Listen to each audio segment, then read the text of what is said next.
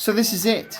After 13 matches across 10 stadiums and over 3,000 miles travelled, I've finally reached the end of my Road to Wembley journey. I started with Hucknall Town right back at the beginning of August, and I've adopted Bottisford Town, Bromsgrove Sporting, Chelmsford City, Barnet, Exeter City and Nottingham Forest en route to the final. The team I'll be following to the FA Cup final is easily Wembley Stadium's most familiar name in recent years. It is of course Manchester City, who will be contesting their third consecutive final. Pep Guardiola's team beat Salford City 8-0 in the third round, avoided a shock against Leyton Orient in the fourth, then beat Liverpool's conquerors Plymouth Argyle in round 5.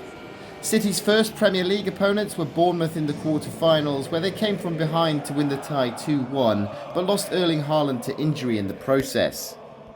No matter what happens on Saturday, my time with Manchester City will be brief, as they only dropped onto my path in the semi-final last month. In that semi-final, an early goal by Rico Lewis put City in control, then Josko Gvardiol put the tie beyond Forest's reach after they somehow didn't score in the second half. That is a great ball. Don't take it down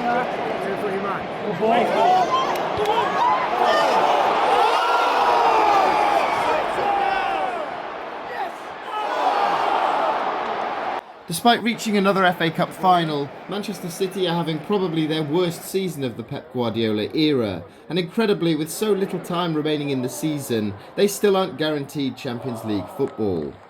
That's almost unheard of for the 4-in-a-row title winners and 7-time FA Cup winners. City are sitting in 4th place in the Premier League, so wins against Bournemouth and Fulham will guarantee their place in Europe's top club competition, but those aren't easy fixtures by any means.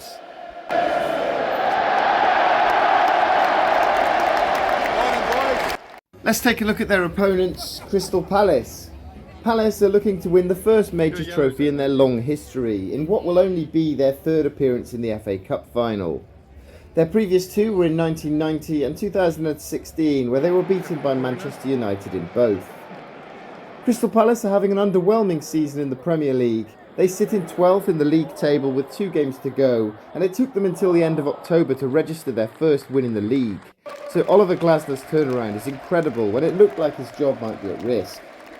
Palace's FA Cup campaign began at home to Stockport County in the third round, which they unconvincingly won 1-0.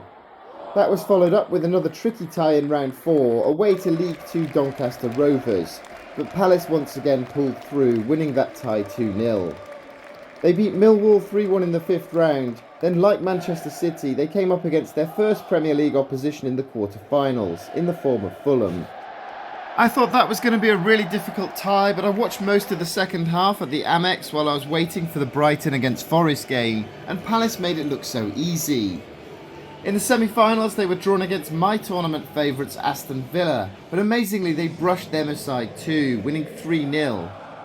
Crystal Palace know that they'll be going to Wembley as underdogs, but if they play like they did against Villa, who knows? This Manchester City side are beatable, and if Eberechi Eze gets the same chance as Elanga did in the last round, I'd be confident of him putting it away.